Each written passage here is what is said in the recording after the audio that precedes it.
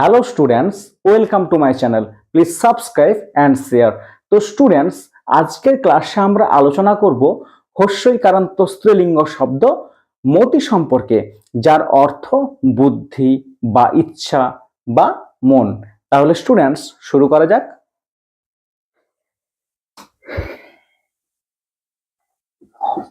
মতি, যার অর্থ কিন্তু বুদ্ধি, তাই না? এটা হলো হস্যইকারান্ত স্ত্রীলিঙ্গ শব্দ।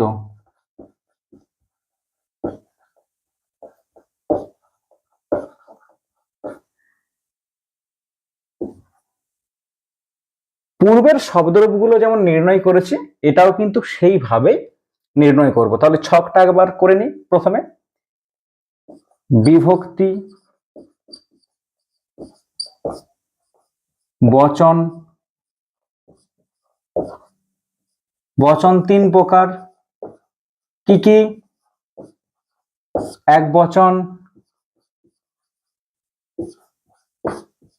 দ্বিবচন,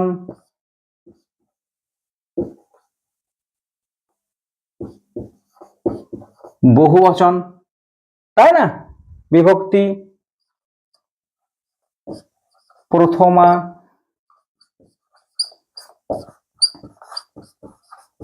দ্বিতীয়া,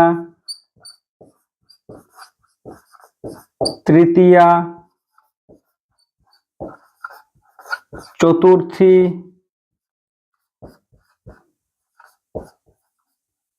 পঞ্চমী,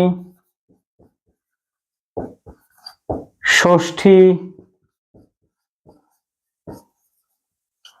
সপ্তমী, সম্বোধন। দেখো, মতি শব্দটা প্রথম আর এক বচনে কেমন হয়? মতিহি, মতি এখানে দীর্ঘ হয়ে যায়। মতয়ঃ, মতিম, মতি, মতিহি এখানে বিসর্গ হবে।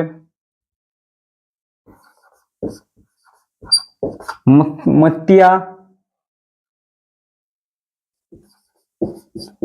মতিভ্যাম, মতিভিহি,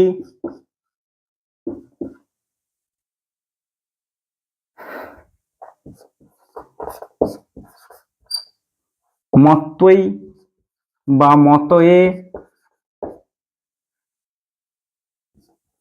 মতিভ্যাম, মতিভ্যঃ,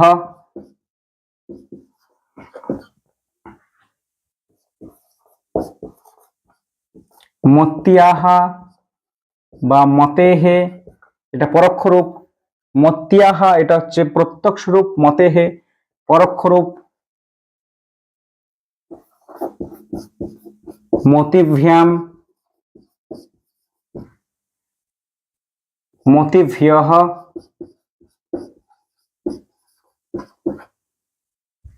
তাই না? আবার দেখো এখানে মত্যাহ বা মতেহে, মত্তেহে, মতিনাম,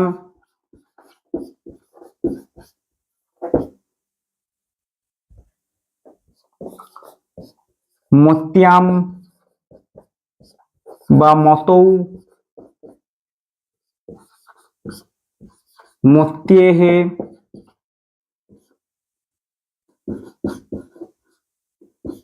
মতিষু, মতে, মতি, মতয়ঃ, তাই না?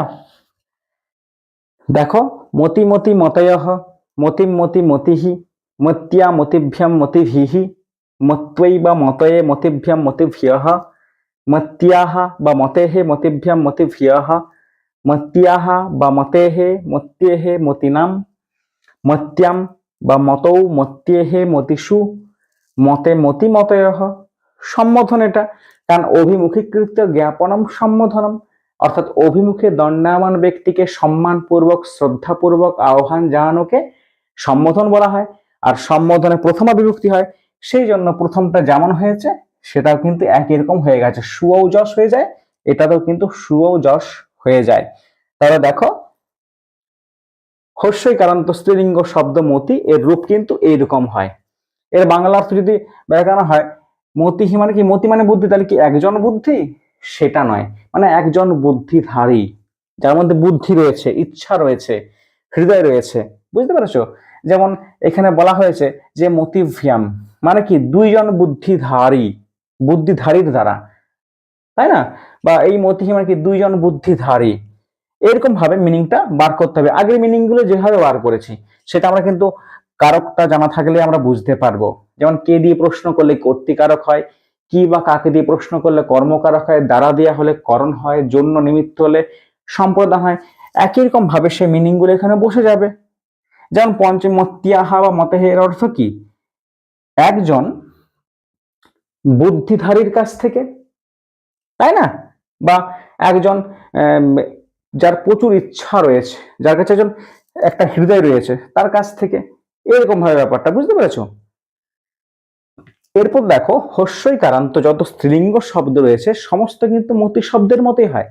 যেমন উদাহরণস্বরূপ বলতে পারি বুদ্ধি, স্মৃতি, শ্রুতি, ভক্তি, মুক্তি, ভূমি, স্ফীতি, রাত্রি, তিথি, সমিতি, নিয়তি, উন্নতি, বিপত্তি, বিপণী, পংক্তি, শান্তি, তাই না?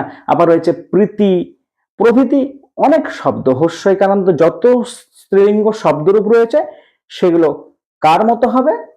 এই মতি শব্দের মতো হবে। বুঝতে পেরেছো? তাহলে স্টুডেন্টস তোমাদের কাজ হবে এই যে পড়ালাম এই ক্লাসটাকে মন দিয়ে দেখা আর খাতায় নোট করা। বুঝতে পেরেছো? কারণ এগুলো খুব গুরুত্বপূর্ণ, অনুবাদের ক্ষেত্রে পড়ে থাকে, ডাইরেক্ট একদম পরীক্ষায় এসে থাকে। বুঝতে পেরেছো? তাহলে স্টুডেন্টস আজকের মতো এখানে, পরের ক্লাস আবার নতুন বিষয় নিয়ে হাজির হব।